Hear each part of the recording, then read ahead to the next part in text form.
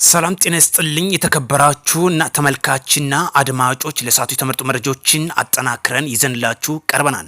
ብሬን ታጣቂው መንግስት ያቀረበልን የሰላም ጥሪ ተቀብሏል። በዚህ ብቻ አላቆም፣ ሌሎችም የተቀበሉ አሉ። ይህን ጉዳዮች ለእናንተ የምናደርስ ይሆናል። ፋኖችም ማስተባበያ እየሰጡ ይገኛል። እስክንድር ነጋም የሰጠው መግለጫ አለ። እነሱን በዋነኛነት የምንመለከታቸው ጉዳዮች ናቸው። ወደ ቀዳሚ መረጃችን ስናልፍ በሰሜን ሸዋ ዞን ሞጆ ወደራ ወረዳ በሳሲት ቀበሌና አካባቢ ሲንቀሳቀስ የነበረው በተለይ የአርበኛ ክፍለ ጦር ደጀን ሻለቃ ብሎ ሰይሞ የነበረው መንግስት ያቀረበለትን እስከ ሙሉ ትጥቁ ተቀብሎ ዛሬ ታህሳስ 1 2018 ዓ.ም ገብቷን ሲገባ አንድ ብሬን 96 የብሬን ተተኳሽ ጥይት እንደያዘ መንግስት ያቀረበለትን ተቀላቅሏል ማለት ነው። በጋድ እንግዲህ በግልጽ እየተመለከተ ነው የሚገኘው መንግስት የደረሰበትን የሰላም ስምምነት እንግዲህ በተለይ በካፕቴን ማስረሻ ሰጤ እንዲሁም ደግሞ የአማራ ፋኖ ህዝባዊ ድርጅትና ከአማራ ብሔራዊ ክልላዊ መንግስት ጋር የተፈራረሙት ምክንያት በማድረግ በርካታ ታጣቂዎች እየገቡ ይገኛሉ። በዚህ ሳምንት ብቻ ወደ 4 ዲሽቃ ገብቷን። ይህም እንግዲህ በዚሁ ደግሞ እንደቀጠለ ሆኖ ዛሬ ደግሞ ብሬን እንደያዘ ገብቷል ማለት ነው። ይህ ምክንያት በማድረግ እስክንድር ነጋ ማስተባበያ እየሰጠ ይገኛል። በዚህ ብቻ አላቆምም። በተለይ ሰሞኑን ከ2 ዓመት በፊት የተፖሰተው እንደገና ክለሳ በማድረግ ፋኖ በጥሩ ቁመና ላይ እንደሚገኝ ማስተባበያ እየሰጡ ይገኛሉ። ነገር ግን መንግስት ያቀረበለችን ሰላም ጥሪ አሁንም እንደገፋበት ይገኛል። በደቡብ ጎንደር ዞን ሊቦ ከምከም ወረዳ አምቦ ሜዳ ቀበሌና በዙሪያው ሲንቀሳቀሱ የነበሩ ወደ 9 የሚደርሱ ታጣቂ ኃይሎችም መንግስት ያቀርበላቸውን የሰላም አማራጭ ተጠቅመውበት ገብተዋል። ሲገቡ እንግዲህ በሀገራችን ባህልና ወግ መሰረት አቀባበል ተደርጎላቸዋል።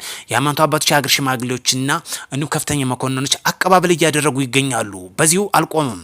ቆላ ድባ ተብሎ በሚታወቀው በዛሬው ዕለትም በተለይ ታህሳስ 1 2018 ዓ.ም ማለት በዛሬው ዕለት ቆላ ድባ ከተማ አስተዳደር የሰላም ስምምነቱን አካል የሆነውን በመቀበል እንግዲህ አንደኛ ታያቸው ኃይሉ የሚባል የፋኖ ታጣቂ እንዲሁም ደግሞ መላኩ አብቦ የሚባል ሌላኛው የፋኖ ታጣቂ፣ ዮናስ እንየውም የሚባል ሌላኛው የፋኖ ታጣቂ እንዲሁም መላኩ በሬ እንየው አድማሱ እስከ 5 የሚደርሱ የፋኖ ታጣቂዎች በዚህ ቆላ ድባ አካባቢ ታጥቀው ሲንቀሳቀሱ የነበሩ እስከ ሙሉ ትጥቃቸው መንግስት ያቀርብላቸውን የሰላም አማራጭ ተቀላቅለዋል። እንኳን በሰላም መጣችሁ።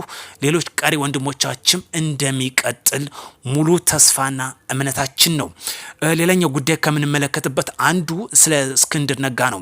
የአማራ ፋኖ ህዝባዊ ድርጅት እንግዲህ የሰላም ስምምነቱን መሰረት በማድረግ ካፒቴን ማስረሻ ሰጤ መፈራረሙ አይዘነጋም።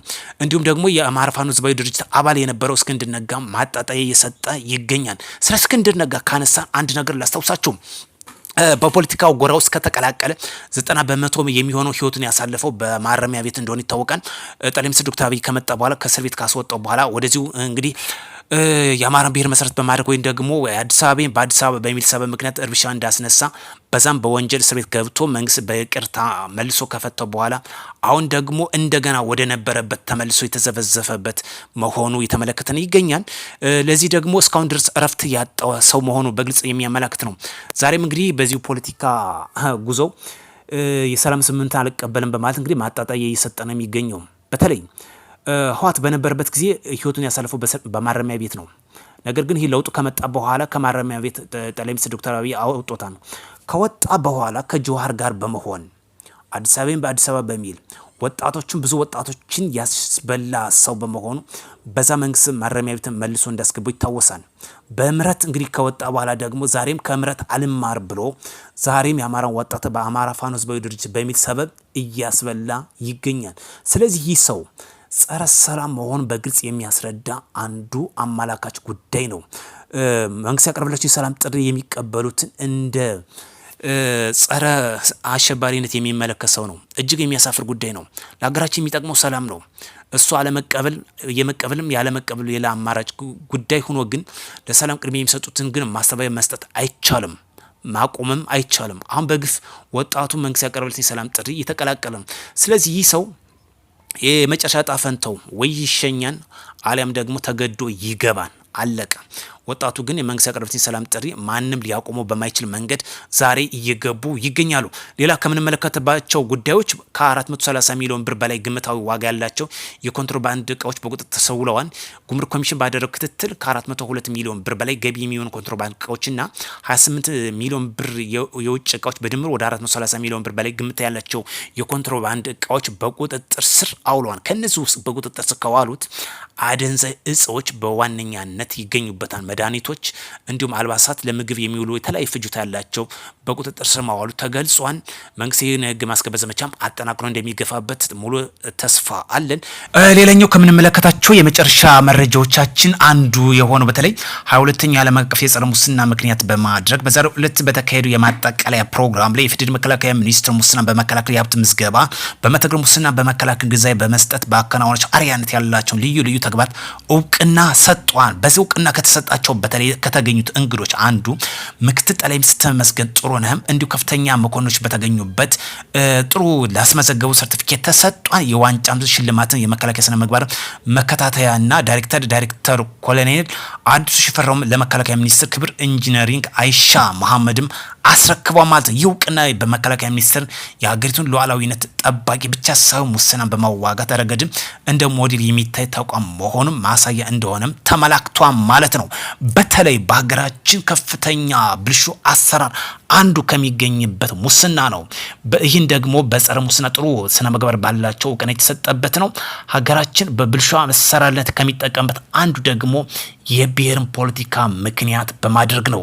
ለዚህ እንግዲህ ሰሞኑን የተመለከትነው ሀገራችን ሰላም አየር የሚተነፍስበት ታጣቂ ወንድሞቻችን ወደ ሰላም እየመጡ የሚገኝበት ዋነኛ እነዚህ ወንድሞቻችን ሲመጡ ወደ ሀሳብ የመሄዳችን ወይም ደግሞ ወደ ሀሳብ የመቅረባችን አንዱ አመላካች ጉዳይ ነው።